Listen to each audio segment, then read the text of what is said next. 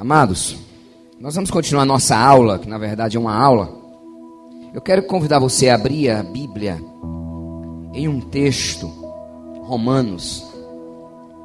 Essa igreja é a igreja mais intelectual do Novo Testamento. É por isso que essa carta, poucos pastores se atrevem a estudá-la. Dizem assim, vamos fazer um estudo do livro de Romanos, porque realmente é um livro muito profundo. Foi esse livro que trouxe a compreensão a Lutero que a salvação era pela graça. E nesse texto, Paulo está escrevendo a pessoas que gostam de usar a razão, a mente, que são pessoas intelectuais. E em Romanos 12, verso de número 1 e 2, Paulo, o apóstolo, ele escreve esse texto conhecido de todos. Preste atenção. Moisés, ele não teve problema nenhum de tirar o povo do Egito, porque Deus fez tudo. Foi algo miraculoso, poderoso, sobrenatural. Deus fez tudo. O grande problema de Moisés não foi tirar o povo do Egito. O grande problema de Moisés foi tirar o Egito de dentro do povo. Esse era o problema. O grande problema era transicionar a mente de escravos para a mente de libertos. E o que foi que aconteceu? Morreu todo mundo. Aquele povo que saiu só conseguiu chegar na terra prometida Caleb e Josué. Até o próprio Moisés não foi à terra prometida. Ele viu, mas não entrou. Porque uma mentalidade presa a conceitos do passado lhe impedem de tomar a sua herança por possessão. Se a sua mente não for renovada, se a sua mente não for transformada, a sua herança jamais será conquistada. Porque olha o que é que Deus fala. Eu vou dar uma terra a vocês. Há uma promessa em cima disso. Aí, ele diz, eu vou dar. Sou eu quem vou dar. Aí Moisés manda 12 espias olhar a terra. Quando chega lá, os camaradas olham a terra e voltam com o relatório. Diz, desista.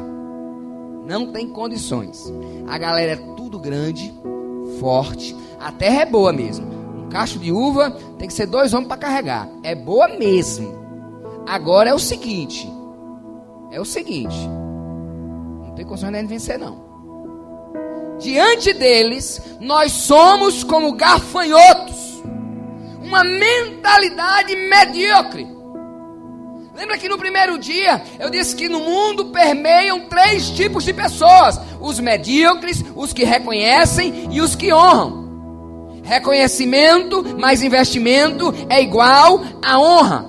Aquele povo desonrou a Deus, porque Deus tinha dito que os daria a terra, mas eles achavam que para conquistar a terra necessitava da inteligência e da força bélica deles. E na desonra, o povo morreu no deserto. Diga comigo, toda desonra gera morte. Porque, como eu disse, o mundo é regido por 2 chaves: a chave da honra e a chave da desonra. Todas as duas abrem portas, umas de conquista e outras de derrota. A honra só é possível se houver uma mudança de mentalidade. Como eu expliquei no primeiro dia, a nossa mentalidade é muito romana.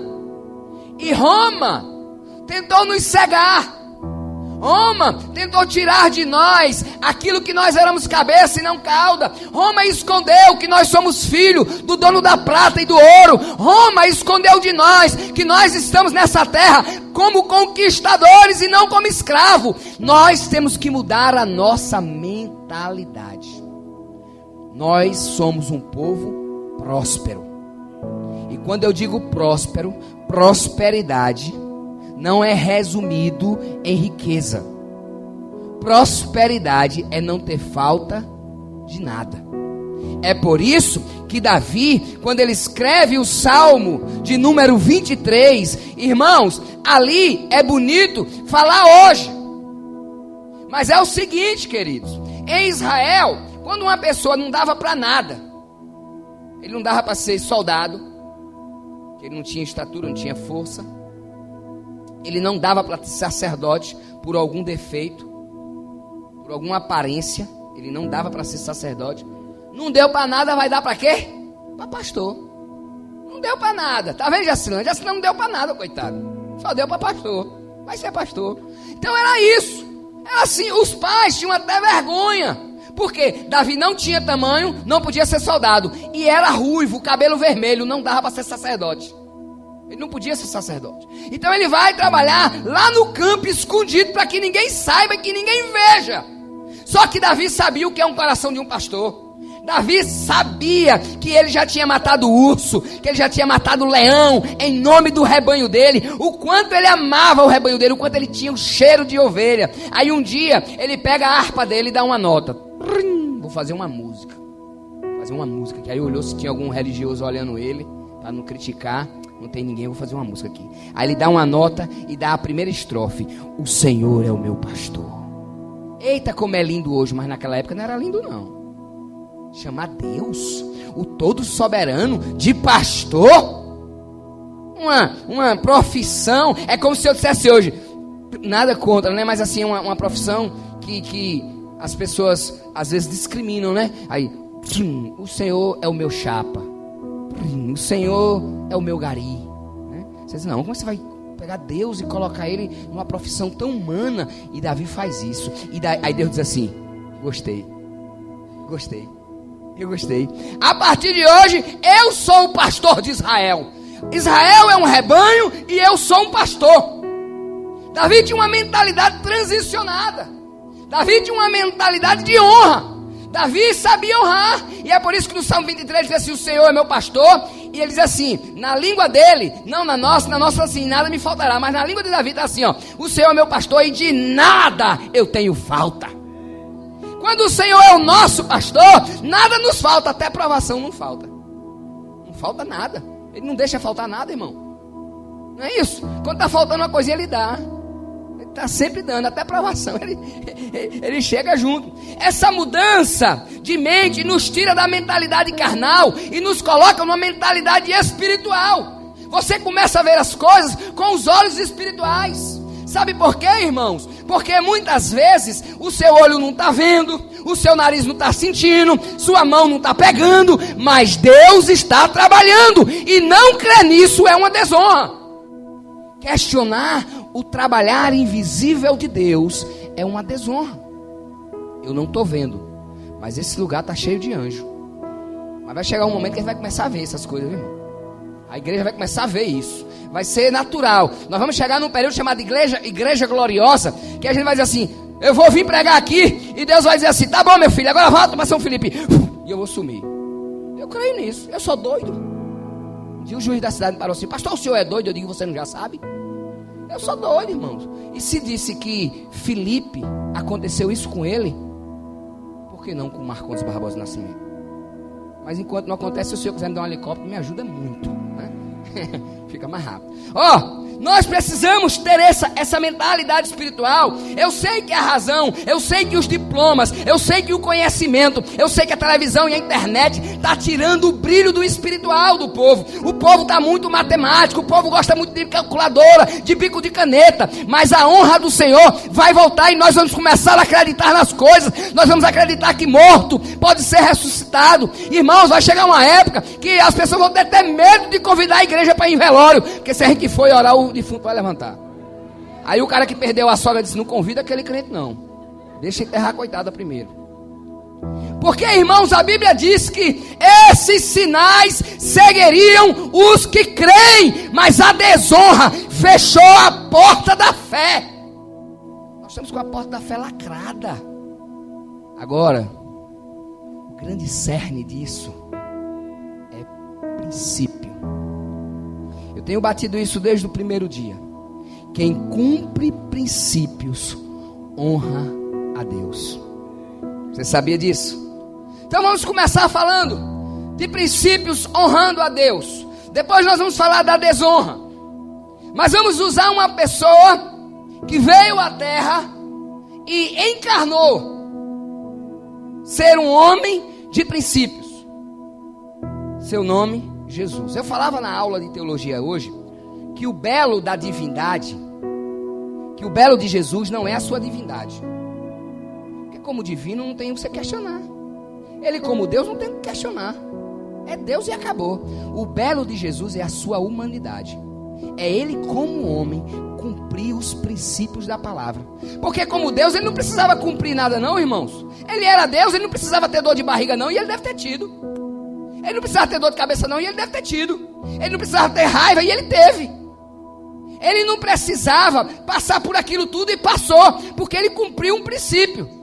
E o princípio é que ele seria o último Adão. Ele seria Adão. E aí ele entra no contexto. Um dia ele vai passando.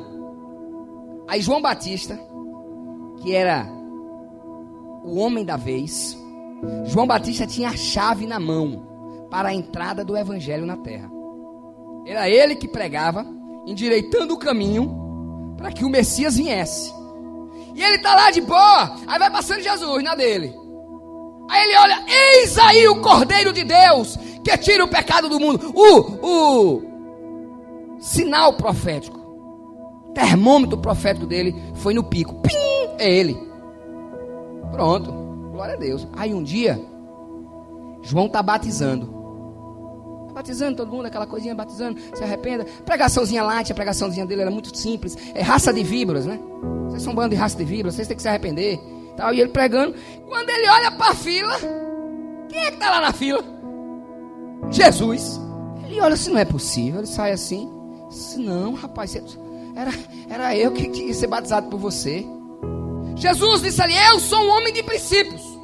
Eu sou um homem que honro. E um homem que honra não quebra princípios, não toma atalhos. Um homem que honra vai pelo caminho. Um homem que honra cumpre todos os estatutos. Então, nesse momento eu tenho que ser batizado por você. Eu vou cumprir todos os princípios, porque eu sou um homem de honra. E aí Jesus entra na água. João batiza aquele homem. Quando João batiza aquele homem, 3 coisas acontecem.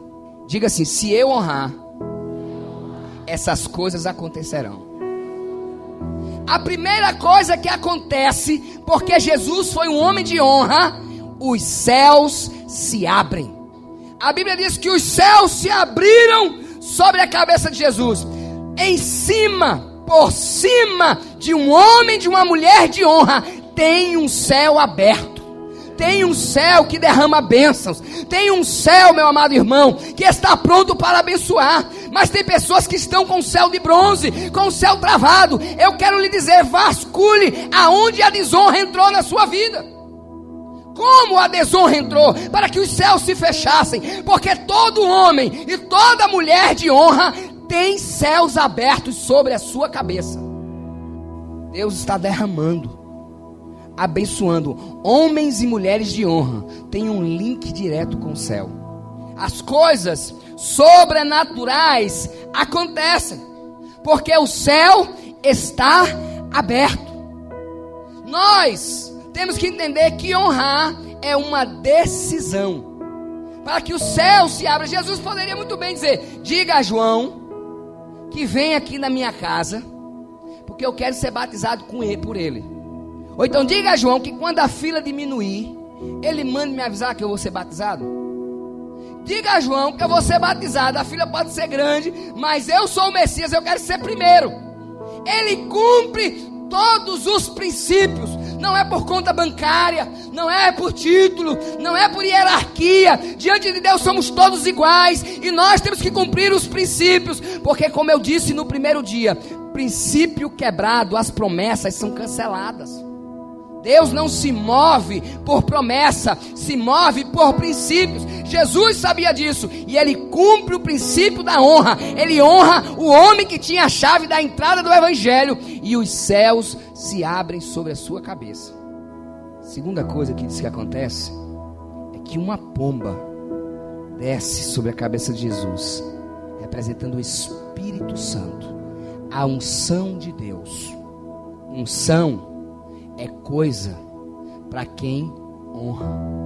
Unção é para quem cumpre princípios. Se não, é só espetáculo. Se não, é só oba-oba. Se não, é só gritaria. Porque a Bíblia diz que não pode jorrar de uma mesma fonte água doce e água salgada. E eu quero parafrasear esse texto, dizendo que não pode jorrar da mesma fonte aquele que desonra e aquele que... a água daquele que desonra e daquele que honra. Não pode jorrar água doce da boca do que desonra. Vai sair da boca do que desonra água amarga. Por isso que eu falei quinta-feira, honrar pai e mãe tem uma promessa, e quem honra usufrui dela. O irmão falou aqui muito bem da honra do pai, e no caminho ele vinha me contando como Deus poupou a vida dele. Deus poupou a vida dele. Sabe por quê? Porque ele honrou pai e mãe. Não pode morrer agora não. Não pegou, já pegou o neto no colo? Não vai morrer agora não, mano. Porque é promessa ver o filho dos filhos para quem honra pai e mãe. O apóstolo Galhardo teve uma experiência muito sobrenatural. Ele sofreu de um infarto e ele foi para a UTI às pressas. E ele disse que num momento lá na noite que ele acordou e ele sabia que o veredito dele tinha ouvido que era morte. Ele estava muito ruim. E quando ele acordou, ele teve uma experiência. Ele viu entrando no quarto dele o anjo da morte e foi na direção dele. Ele disse que ficou tremendo, mas ele levantou e disse: Deus, eu sempre honrei meu pai e minha mãe. Até hoje eu honro. E eu ainda não peguei os meus netos no colo. Então eu não posso morrer. Disse que o anjo parou assim, balançou a cabeça e voltou. Endereço errado. Por quê? Porque princípio, quando o princípio ele é ali levado à risca, quando o princípio ele tem zelo, a pessoa tem zelo pelos princípios, com certeza ele tem a unção de Deus e a autoridade vinda do Altíssimo. Jesus recebe a autoridade vinda do Altíssimo porque cumpre princípios, era um homem de honra. A terceira coisa que diz que acontece é que Deus diz assim: esse é meu filho amado, em quem me comprazo. Homens de honra que cumprem princípios têm seu destino profético determinado por Deus. Ele sabe quem ele é. Ele não precisa de reconhecimento humano. Ele não vai sair para aí dizendo assim: eu não vou fazer mais nada naquela igreja porque ninguém me reconhece. Ele não precisa de aplausos. Ele não precisa de outdoor. Ele não precisa do nome dele ser citado, porque ele sabe quem ele é em Cristo. Para ele ser pastor, ele não precisa nem do nome. Ele já funciona como tal. Para ser missionário, ele não precisa do nome. Ele funciona como tal, porque ele sabe quem ele é em Cristo. E só acontece isso quando Deus define o nosso destino profético. E isso só acontece para homens e mulheres que compreendem o princípio da honra. Quando Jesus sai de lá, a primeira coisa que o diabo faz é questionar o destino profético dele. Se você é filho de Deus, o que incomodava o diabo era a certeza que Jesus tinha o seu papel no reino. Porque Jesus era um homem de mentalidade transformada. Jesus era um homem que tinha na sua mente a certeza do que foi que ele veio fazer na terra. Jesus, quando ele veio à terra, ele começa a descodificar algumas coisas. A primeira coisa que Jesus descodifica, uma das primeiras, foi assim: Davi era fantástico, né? Davi decidiu fazer uma casa para Deus. Ele queria honrar Deus. E ele decide fazer uma casa para o Senhor. Vou fazer uma casa para o Senhor. Aí Deus chega para ele: Davi, não dá para você fazer não, porque você é um homem de luta. Você é um homem que tem sangue nas mãos. Eu lhe usei como um poder de guerra. Mas seu filho, porque Deus amava muito Davi, tinha muita paciência com Davi. Seu filho vai construir uma casa para mim. Aí Davi, pronto, tá bom demais. Vai ser quem? Quem era? Quem era o filho de Davi que ia construir o templo? Salomão. Meu filho Salomão vai construir o templo para mim. E aí Davi tira do seu tesouro muito dinheiro, do seu tesouro particular, e vai investir nessa construção. Meu filho Salomão, você vai construir um templo para Deus. E Salomão cresce sabendo isso. Sou eu que vou construir uma casa para Deus. Quando Salomão assume, ele assume como um reino de paz. Diz os historiadores que Salomão nunca pegou na espada. Sabe como é que Salomão resolvia os problemas dele, do reino? Tem um reino inimigo ali, Salomão. E Salomão pergunta: o rei tem filha? Mas tem. Então um caso com ela. E nessa brincadeirinha ele ficou com 1000 mulheres. Coisa pouca, né? Ficou com 1000 mulheres. Resolveu as coisas assim, casando com as mulheres. Eu resolvo. Ele nunca brigou com ninguém. E ele começa a construir o templo. Irmãos, ele faz algo suntuoso, algo fascinante. Salomão traz o adorador e quebra protocolo, porque levita para adorar no templo só podia ser até menos de 40.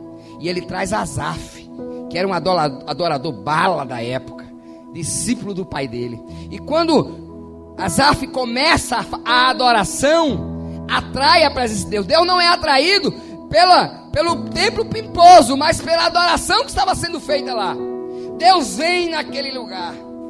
Diz que aquele lugar, a presença de Deus foi tão forte, tão poderosa, que as pessoas não aguentavam nem ficar em pé. Aí Salomão pensou: pronto, fiz a casa para Deus e agora ele vai morar. Aí Deus depois diz assim, né? Eu não habito em templos feitos por mão de homens. Mas não prometeu a Davi que ia ter o filho dele que ia construir a casa? Mas um dia, um homem de honra, auxiliar de carpinteiro, vem sobre a estrada de Jerusalém. E ele vai passando. E um cego, que enxergava mais do que quem tinha olho, gritou e disse assim: Jesus Cristo, filho de Davi. Quem veio construir a casa para Deus habitar não foi Salomão. Quem fez a casa para Deus habitar foi Jesus. E a casa sou eu, é você. Ele escolheu morar dentro de nós. E isso é uma honra para nós. Ele decidiu morar dentro de nós e acabou. A compreensão de que nós, no nosso destino profético, somos a habitação de Deus. O princípio da honra faz justamente isso que aconteceu com Jesus. Sua mente tem que ser mudada. Você tem que mudar as suas atitudes. Você tem que entender que suas atitudes é quem vai fazer com que o seu destino seja tratado.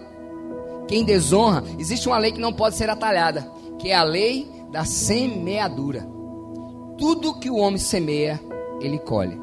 Diga junto comigo assim: a semeadura é voluntária, mas a colheita é obrigatória. Você semeia voluntário. Você semeia o que você quiser, meu amigo. Agora, na hora de colher, é aquilo que você semeou. Quem semeia desonra, desonra irá colher. Quem são os otários do evangelho serão honrados por Deus. Nós estamos aqui para ser otário, irmãos. O povo quer fazer a gente de besta, mas a gente não está nem aí. Porque importa sermos homens e mulheres de honra. Às vezes eu estou atendendo uma pessoa no gabinete e penso: esse cara está me enganando, cara. Ele está fazendo isso para me enganar. E eu estou aqui para servir ele. Vou servir. Não tenho ponto de correr. É o meu papel. Eu tinha um professor de seminário que dizia assim: quando os pastores estiverem tão inteligentes que não serão mais enganados, eles não vão servir mais para ser pastores. Não vão servir mais. Porque a gente está aqui para ter cheiro de gente. A gente está aqui para transicionar uma mente. E aí eu tenho que me dobrar ao adejo popular. Água mole e pedra dura. Eu vou ter que bater. E eu sei que é um trabalho cansativo, mas eu vou ter que ensinar os princípios da honra. E no princípio da honra, homens que honram, muitas vezes temos que ficar calados. Jesus foi preso, Jesus foi humilhado e ficou calado. Eu conheci um rapaz chamado Tony. E o Tony é um músico profissional, tocou com essas celebridades quase todas da Bahia. E ele se converteu. Ele é um percussionista. E ele foi ser discipulado por um pastor. E o pastor tem um ministério grande, colocou o Tony para tocar, deu um CD para ele tirar a música. E quando o pastor chegou, ele todo arrogante, disse: pastor, tirei a música. Aí foi mostrar para o pastor, aqui ó, tá, tocou. E o pastor olhou a arrogância e disse: Tony, tá errado. Aí disse: não, pastor, tá não. O senhor não sabe, eu já dei aula no CUCA, eu já dei aula na faculdade, e isso aqui para mim é muito simples, eu vou tocar de novo pro senhor. E ele tocou, o pastor disse: Tony, tá errado. Aí disse: pastor, o senhor vai ouvir, o senhor já ouviu a música? Disse: já. Eu vou tocar de novo pro senhor. Quando ele tocou, o pastor gritou: Tony, tá errado. O Tony baixou a cabeça: pastor, tá errado. Aí o pastor abraçou ele e disse: agora tá certo. Agora você tá certo. Agora você entendeu o processo do evangelho. Agora você entendeu o discipulado. Agora você entendeu que às vezes o silêncio é um posicionamento de honra. As marcas da desonra. Eu tenho falado de honra quinta-feira, iniciei falando de honra agora eu quero falar de desonra. Porque desonra, pastor sabe muito bem o que é. Pai sabe muito bem o que é. Patrão sabe muito bem o que é. Sabe, liderança sabe muito bem o que é. Mas nós precisamos aprender. A desonra nos marcou e tem nos acompanhado por muitos anos. Ainda precisamos ser muito curados e libertos para vivermos o princípio da honra. Um dia, Deus criou um jardim, colocou o homem e deu a ele todo aquele paraíso. Eu preguei sobre isso lá na primeira igreja, e eu falei que Adão trabalhou, Deus deu a ele 100% do seu cérebro. Os maiores gênios, pastor Jacilã, que pisaram a terra, é considerado Albert Einstein e Friedrich Nietzsche. São dos maiores gênios que já pisaram na terra. Segundo os historiadores cientistas, dizem que eles só usaram 7% do seu cérebro. Adão usou 100%. Pense aí, irmãos. Por isso que ele deu nome a tudo que é bicho. Por isso que ele chegou para a vaca e botou o nome de vaca, e a vaca tem cara de vaca. É inteligência demais. Você olha para uma vaca, você pensa em quê? Uma vaca. Porque Adão deu o nome dela. 100% do cérebro trabalhando. Então, a desonra não é questão de conhecimento. É uma questão de atitude. Ele tinha 100% do seu cérebro funcionando. Eva tinha 100% do seu cérebro funcionando. Mas aconteceu uma coisa. Quem era o mentor de Adão e Eva? O mentor de Adão e Eva era o próprio Deus, que todas as 6 horas da tarde tinha aula com Adão. Diz que na viração do dia, Adão conversava com Deus. O discipulado era com Deus. Mas um dia, esse que tinha 100% do seu cérebro, essa que tinha 100% do seu cérebro, parou para ouvir a serpente. Diga comigo assim: mentores estranhos destrói a minha geografia. A geografia era o jardim do Éden, e um mentor estranho lançou uma semente. A desonra sempre entra pelo ouvido. Eles pararam para ouvir um mentor estranho. O filho que usou droga parou para ouvir alguém. A ovelha rebelde parou para ouvir alguém. O marido que desonra a esposa parou para ouvir. A esposa que desonra o marido parou para ouvir. Foram os mentores estranhos que colocaram semente de desonra. Ela para ouvir a serpente. E ela chega e diz: Deus disse que você não pode comer de nada, né, do jardim? Não pode comer nada. Aí ela vai se defender, dialogar com mentores estranhos. Todo discípulo que dialoga com mentores estranhos já deu o primeiro passo para desonrar o seu líder. É inadmissível seu líder lhe discipular e você parar numa praça para ouvir alguém dizer que Jesus é um Deus menor, que o Espírito Santo é uma força ativa de Deus, para ouvir que igreja não pode ter pastor, para ouvir que o pastor é ladrão, que dízimo é roubo, que oferta é coisa de besta, que primícia é coisa de otário. Aquele que para ouvir a semente da serpente já deu o primeiro passo para a desonra. Deu o primeiro passo. Eles param para ouvir a serpente. Não, Deus não disse isso não. Pode comer sim, eu só não posso comer dessa. Dessa é que eu não posso, porque se eu comer eu morro. Morre nada. Eu vou lhe provar na Bíblia que você não morre. Sente aqui que eu vou lhe provar que seu pastor está errado. Sente aqui que eu vou mostrar que aquela igreja não é a certa. Sente aqui que eu vou mostrar a você que aquele líder que você pensa ser um homem de Deus é um cretino. Sente aqui que eu vou mostrar que seu pai está errado. Parar para ouvir mentores estranhos, sua geografia será detonada. Eles param para ouvir. E a proposta é enganosa, é mentirosa. Porque ele diz, se você comer, você não morre. Se você comer, você vai se tornar semelhante ao Altíssimo. Qual é a grande mentira disso? Eles já eram. Deus disse, façamos o homem a nossa imagem. O que o diabo estava oferecendo, eles já eram. Mas o mentor estranho lhe encanta. O mentor estranho lhe hipnotiza e você perde todos os ensinamentos do seu líder. Deus já tinha dito a eles, vocês são a minha imagem e a minha semelhança, mas eles quiseram desobedecer e desonrar, para se tornar a semelhança de Deus, algo que eles já eram. Olha como um mentor estranho destrói o relacionamento com o seu mentor. As marcas da desonra estão claras na escravidão do pecado. Nós temos visto esse mundo sendo destruído pela desonra. Esse mundo indo embora. Esse mundo sendo sucumbido pela desonra. Vamos entender que a rebelião de Adão trouxe uma grande desonra para Deus. E qual foi a grande desonra de Adão? Foi ter comido o fruto? A grande desonra de Adão foi não comparecer na presença de Deus. Se Adão come aquele fruto e comparece, se Adão come aquele fruto e comparece diante de Deus, eles teriam um diálogo. Mas todos aqueles que se desonram vivem nos bastidores. Nunca mais estarão em evidência.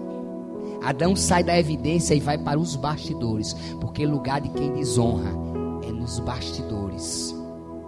Adão, aonde tu estás? Aonde você está, Adão? Senhor, eu percebi que tu estavas vindo e me escondi. Comeste do fruto? Agora, Adão tinha um relacionamento distante com Deus. Toda ausência é uma desonra. O grande problema de Tomé não foi não crer que Jesus tinha ressuscitado. Não foi. Porque Jesus nunca teve, pastor Silã, problema com quem não creu. O grande problema de Tomé foi não estar na reunião. Ele desonrou com a sua falta. Ele desonrou com a sua não presença. Toda ausência é uma desonra. Quantos casamentos são feitos e a igreja não vem? Festas, evangelismo, projetos da igreja, e o camarada troca pelo Big Brother, troca pela novela, troca por nada. Eu antigamente, irmãos, eu tinha um problema, que era ficar com raiva de quem dormia quando eu estava pregando. Porque um cara que prega gritando, pulando e correndo, como é que a pessoa dorme? E eu ficava chateado com isso. E aí eu fui conversar com meu pastor, o apóstolo Joselito. Meu pai, rapaz, eu fico nervoso com a pessoa que dorme. Ele disse, ô meu santo, não, essa pessoa podia estar na casa dela dormindo, que ela está cansada, mas ela lhe honrou e foi para o culto. E para te honrar, ela foi e dormiu lá. Mas disse assim, nem que seja dormindo, mas eu vou honrar meu pastor, eu não vou faltar. Agora, quando a pessoa dorme no culto, eu fico olhando. Quando termina o culto, eu vou lá abraçar. Muito obrigado, viu? Eu sei que você veio aqui me honrar e eu beijo. Muito obrigado mesmo. Porque podia estar na caminha confortável dela, mas toda ausência é uma desonra. A desonra começa a entrar pelos mentores estranhos. Todo mundo que falta alguma coisa é porque priorizou outro mentor. E aí, abriu a porta da desonra. Veja como a desonra entra na questão financeira. A desonra entra assim. O camarada, antes de ser crente, ele bebia cerveja. Eu não faço nem ideia quanto é uma cerveja, mas não deve ser em torno de uns 4 reais, 3 reais, não sei, né? 2, 3, 4 reais, deve ser nessa. Ninguém bebia uma, várias cervejas, sempre com tira-gosto. O cara tinha um vício de fumar. O cabra ia pro carnaval, comprava um abadá de R$1.000 em Salvador e rasga o infeliz para dançar. Não entendo como é que você compra uma cor por R$1.000 e rasga. Ia para uma vaquejada, gastava quanto dinheiro em aposta.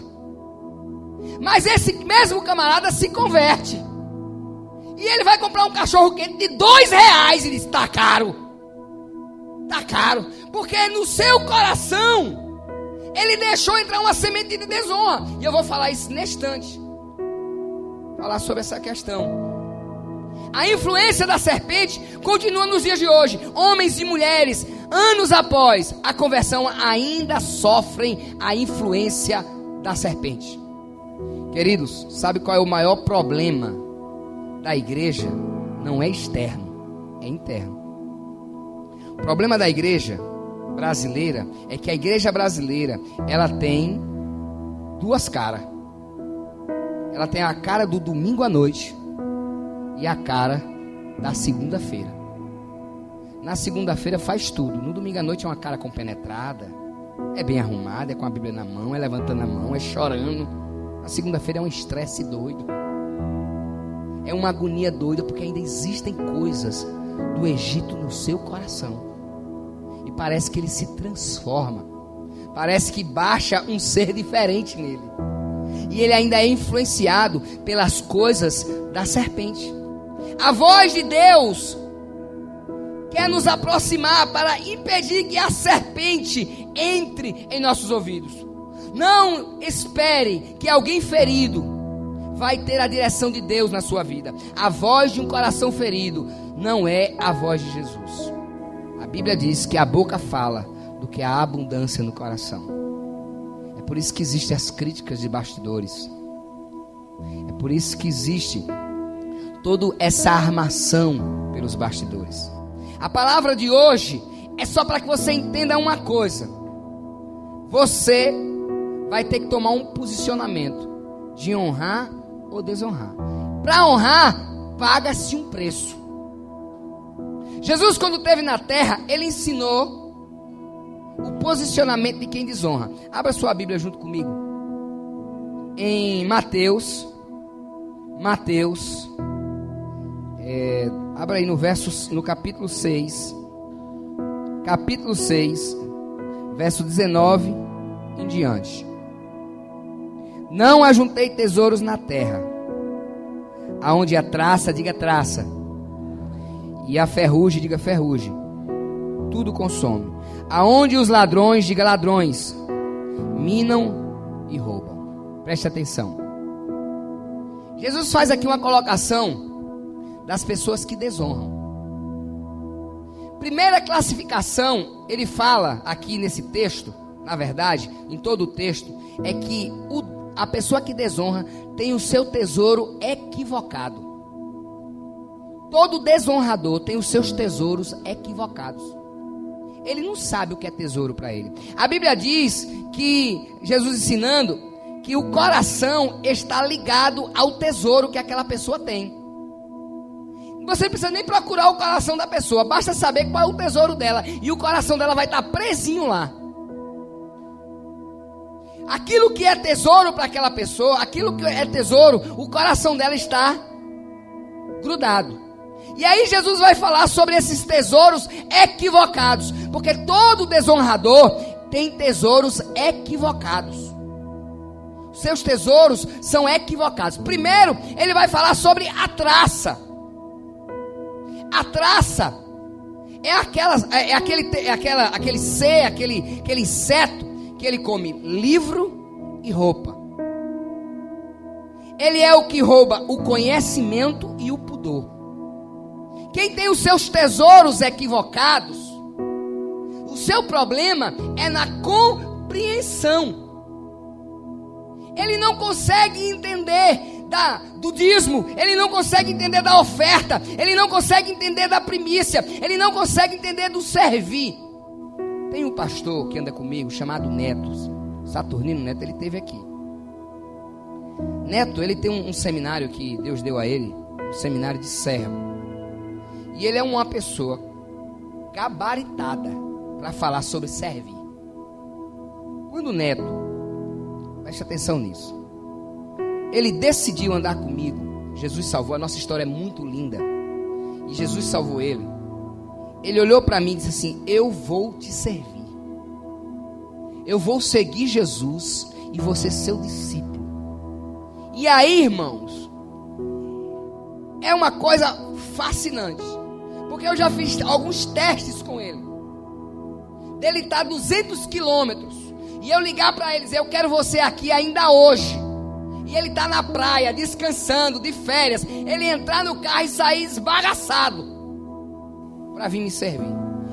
Uma vez uma pessoa disse assim: ô Neto, quando eu tiver dinheiro, eu vou te dar uma Hilux zerinho, pastor. O que é que tu vai fazer? Ele disse: eu vou dar o meu apóstolo. Aí o cara disse: por quê? Porque não é digno eu ter uma Hilux e meu apóstolo andar de Fox. Na época eu tinha um Fox. Eu pego e dou a Hilux a ele e ando de Fox, porque eu sei que se ele tiver uma Hilux, em breve eu terei uma também. A compreensão de que eu sou a fonte, Jesus é a fonte suprema que derrama sobre mim e a minha liderança o abençoa. E ele decidiu. A mentalidade dele é curada. Ele tem uma mentalidade curada. E quando o Neto vem entregar a primícia dele para mim, é muito pouquinha, porque Deus decidiu que ele ia trabalhar sem ter salário. Foi Deus que decidiu, disse a ele. Deus disse assim: você não precisa de dinheiro, você precisa fazer a minha obra. E ele mora bem, come bem e tem um bom carro. Como, pastor? Não sei. Deus decidiu fazer isso. Eu dei um carro a ele, e desse carro Deus já trocou, ele está num carro melhor, e assim vai acontecendo. Quando ele vem me entregar a primícia, que é pouquinha, eu ficava assim com o coração apertado. E eu dizia assim: como é que ele pega esse pouquinho para me entregar? Eu poderia devolver, porque eu não preciso. Aí Deus falou comigo: não se dá primícia a quem precisa, se dá a quem merece. Você é o sacerdote, receba e libere a bênção sobre ele. Uma compreensão, uma mente transformada. A traça não comeu o conhecimento dele da palavra. Ele sabe: eu tenho que fazer tudo conforme a palavra me ensina, mesmo que isso soe estranho. Mesmo que isso soe estranho, Deus tem suas maneiras de trabalhar. Hoje eu falava na aula sobre a articulação de Deus. Parece que Deus fica lá do céu, irmãos, e ele vai movendo peças. De repente você se vê dentro de um grande mover de Deus. E ele vai colocando as coisas em cada lugar. O pudor. Todo desonrador, ele não tem pudor. É por isso que ainda tem crente que dá propina à guarda. É por isso que ainda tem crente que não paga imposto. É por isso que ainda tem crente que mente. Uma mentirinha branca não tem nada não. Irmãos, o diabo nunca criou nada. Nunca. Ele não é criador nada. Mas se tem uma coisa que a Bíblia dá a patente a ele, é a mentira. E como diz meu amor, ele diz assim, que todas as vezes que a gente mente, a gente está parindo um filho do diabo. Porque ele é o pai da mentira. O pudor é comido na mente daquele que desonra. Ele articula de casa em casa. Ele distrata os pais. Ele fecha a porta na direção dele. Jesus fala ainda que o desonrador tem o seu tesouro equivocado. E ele diz que esse tesouro equivocado a ferrugem come.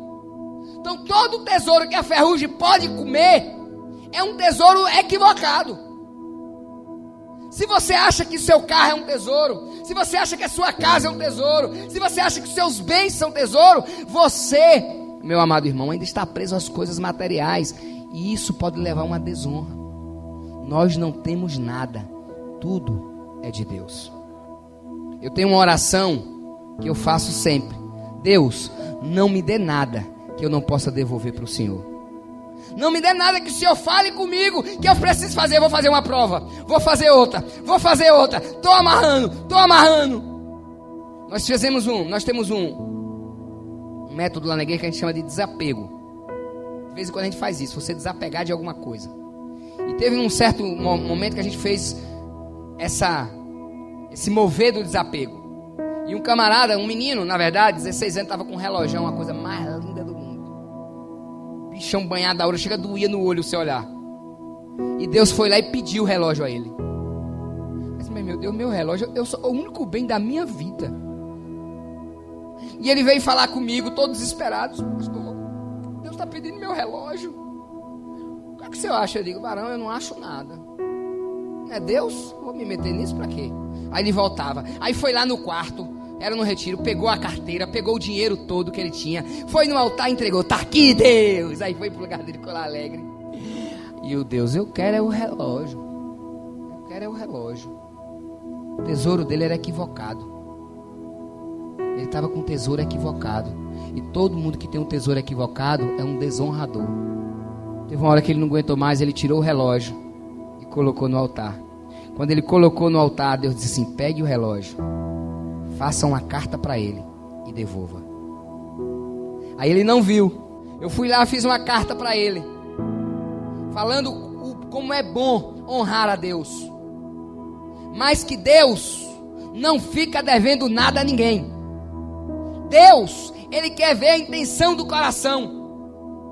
Deus quer que nós venhamos acreditar que Ele é quem supre as nossas necessidades. Nós temos que acreditar que quando Deus diz agindo eu, quem impedirá é verdade. Coloquei dentro da carta o relógio. E na hora que a gente estava trocando presentes, ele abriu o saco de presente, que ele abriu o envelope, que ele viu o relógio. Esse menino urrava dentro daquele lugar, chorava lendo a carta. Depois ele veio me abraçar e eu disse, Deus não fica devendo nada a ninguém. Eu vi um amigo do pastor Jacilã chamado Marcos Feliciano.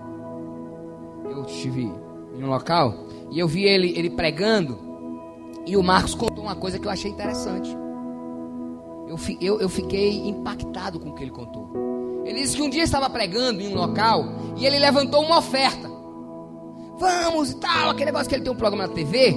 Ele tinha, não sei se tem ainda. E aí ele levantava aquelas ofertas para o camarada poder ajudar no programa. E ele usou, olha, porque Deus vai te abençoar. E ele percebeu que tinha um camarada na porta da igreja, com uma caixazinha na bicicleta, com um boné, uma havaiana, e veio na direção dele, cheio de R$1 na mão e moeda. E o povo estava na bandeira, com a bandeira, botando na bandeira, e aquele camarada veio com as moedinhas, com a coisa para botar, e ele disse, meu Deus, aquele cara passou o dia todo trabalhando, e agora vai botar o serviço dele todo ali. Aí ele pegou na mão do rapaz e disse assim, ô varão, Deus já viu o teu coração, não precisa você fazer isso não. Aí ele bateu na mão do pastor Marcos, vem cá, o senhor está querendo roubar minha bênção? O pastor disse, não, bota aqui. Aí não botou, nem deixou ele nem botar na bandeja, lá na bandeira, pegou o dinheiro dele na mão. Ele disse que foi para o quarto de hotel, botou o dinheiro, ele estava num quarto, tinha 2 camas de solteiro, o dinheiro numa cama de solteiro e ficou deitada na outra olhando para o dinheiro assim, ó. E começou a orar, disse, Deus, e agora o que é que eu faço? E ele disse que ouviu a voz de Deus dentro dele dizendo assim, Marcos, você pediu esse dinheiro para você ou para mim? Para fazer a minha obra. Ele disse, para fazer a tua obra. Então, quem age sou eu. Ele disse que alguns meses se passaram e ele tinha que pagar R$80 mil do programa na Globo, na Rede TV. R$80 mil. E ele não tinha os 80 mil. E ele ficou, meu Deus, eu não tenho 80 mil. E aí chegou a correspondência no escritório dele, ele foi abrir, vinha uma caixinha. Quando ele abriu a caixinha, era um cordão. E o cordão vinha uma pedra enorme, verde. E ele disse: meu Deus, se isso aqui é o que eu estou pensando, eu pago o programa. E ele foi no Orives lá e mostrou, e o cara olhou e disse: pastor Marcos, essa é uma das maiores esmeraldas que eu já vi nesse lugar. Essa é uma das maiores esmeraldas que eu já vi em Ribeirão Preto. Eu nunca vi uma esmeralda desse tamanho. Ele disse: meu amigo, eu não quero saber, se eu quero saber isso aí em dinheiro é quanto. Ele disse: rapaz, é o seguinte, isso aqui deve estar avaliado entre uns 90 a 100 mil. Mas como o senhor está com pressa, aí o senhor vende por 70 mil ligeiro. Ele disse: está vendido. E ele vendeu. Disse que depois de 15 dias ele recebeu um telefonema. E aí ele recebeu um telefonema e disse assim: pastor Marcos. Ele disse: pois não. Está lembrado de mim? Ele disse: não. Pelo telefone, né? Pastor, eu sou aquele que o senhor queria roubar a minha bênção. Lá quando o senhor estava pregando em Minas. E o senhor que não deixou eu botar o dinheiro na... Ele disse: ah, estou lembrado. Pois é, pastor, deixa eu lhe contar a minha história. Eu vendia alface. Eu sou plantador de alface e coentro. E naquele dia as coisas estavam muito difíceis. Eu estava sem nada em casa. As coisas estavam difíceis demais para mim. E eu vi o senhor pregando. Eu vi o senhor dizendo que Deus muda a realidade. Eu vi o senhor dizendo que os bens materiais estão aqui para nos servir e não nós servirmos a eles. E eu acreditei naquilo, pastor. E eu coloquei o dinheiro todo ali no dia. E eu fui para casa muito alegre. Eu cheguei em casa e disse à minha mulher: mulher, tem uma bênção para lhe contar. A mulher chega a rir, pastor. E ela disse: o que é? Eu dei o dinheiro todo para Deus. E a mulher: deixa de brincadeira, homem. Você deixa de pilera. É verdade. E nós vamos comer o que? Ele: alface. Porque Deus vai mudar a nossa realidade. E ele disse: pastor Marcos, eu saí dali dizendo assim: eu vou achar um poço de petróleo no meu quintal. E pastor Marcos, eu comecei a cavar na segunda-feira. Cavei a segunda-feira toda. Não achei. Mas eu não desisti não. Na terça eu cavei de novo. E não achei. Teve buraco que eu cavei, pastor, que me coube dentro e eu não achei. Só ficou um pedacinho da leira que eu plantava o alface. E aí eu me desesperei. Eu peguei minha enxada. E eu disse assim: Deus, eu acredito em tudo que o Senhor fala. Eu creio no tudo que a tua palavra diz. Eu sou um homem de honra. E eu não preciso de dinheiro para louvar teu nome, não. Eu te amo mesmo sem o Senhor me dar nada. E eu dei um grito de liberdade, pastor, e joguei minha enxada. Quando a minha enxada caiu, bateu numa pedra. Só que eu moro ali há muito tempo e nunca vi aquela pedra. E eu fui lá ver, e eu comecei a cavar.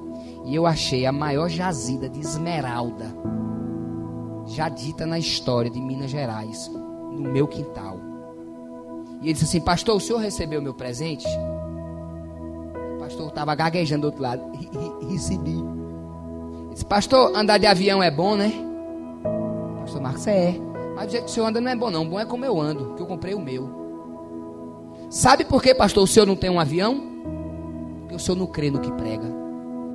Aí o senhor tem que ficar atrás de pedir dinheiro para pagar programa. O senhor não crê no que prega? Isso é uma inteligência, é uma mente transicionada. Eu sei que você não pode achar nunca uma jazida de esmeralda, mas se você tiver uma mente transicionada na honra, você jamais será um desonrador. Você vai dizer o que Potírique diz, que a sua fé não depende de milagres para acreditar. Você vai louvar a Deus e vai continuar a honrar a Ele, porque dinheiro existe, é para você servir a Deus e fazer com que o reino dele seja implantado nesse lugar. Nós temos dinheiro, é para servir ao Senhor com os nossos bens. Muitos estão sendo enganados e parados, estão sendo contaminados. Jesus termina essa parábola e diz assim, parábola não, esse ensinamento do desonrador, do tesouro equivocado, diz assim: o ladrão, todo tesouro que você pode ser roubado é um tesouro equivocado. Nós, como ovelhas do Senhor, temos que orar a Ele para que Ele mude a nossa mentalidade. Quantos aqui são ovelhas do Senhor? Levante a mão. Preste atenção no que eu vou dizer agora. Preste muita atenção. Ovelha é um bicho dócil. É um animal de honra. Toda ovelha é um animal de honra. Ovelha não é para correr atrás de ninguém. Ovelha não avança em ninguém. Ovelha não é para dar chifrada em ninguém. Isso é coisa de bode.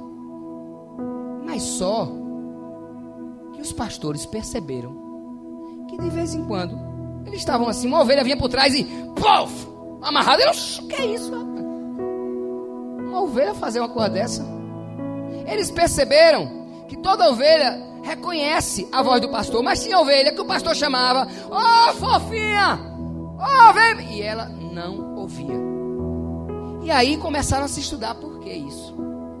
E aí, irmão Massal, descobriram lá em Israel algo interessante. O nariz da ovelha, ele é úmido. E lá em Israel tem uma mosca que procura o nariz da ovelha e coloca uma larva. A larva entra pelo nariz e começa a comer o cérebro da ovelha. E a ovelha fica despirocada.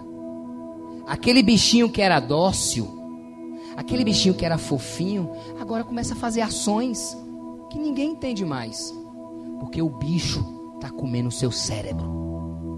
Nós fomos criados para a honra. O nosso DNA é de honra. Mas quando o bicho começa a comer o nosso entendimento, nós nos tornamos de dura cerviz. Nós desrespeitamos pai e mãe. Nós desrespeitamos pastores. Desrespeitamos autoridades, patrões. E isso não é você. Porque você não foi criado para isso. Você não foi criado para desonra. Isso é o bicho que entrou pelo seu nariz e está comendo o seu entendimento. Descobriu-se que a ovelha tem uma cera adocicada. E o cheiro da açúcar atrai a abelha. A abelha entra no ouvido, seduzida pelo cheiro doce, e começa a zumbir no ouvido da ovelha. E ela não consegue mais entender, e nem ouvir, e nem discernir a voz do pastor. E é por isso que a desonra entra e a pessoa fica sem direcionamento. Não é porque a pessoa é ruim, porque o bicho está zumbindo no seu ouvido. Mas isso é um problema. O que fazer? Israel começou a pedir orientações. O que fazer? E eles descobriram o óleo da unção. O pastor pega o óleo, coloca no nariz da ovelha, coloca no ouvido da ovelha, e o cheiro que a abelha sente agora é do óleo. A mosca, quando vem, sente o cheiro do óleo e é repelida. A unção de Deus não permite que o bicho coma o entendimento, e nem que o bicho faça zumbido no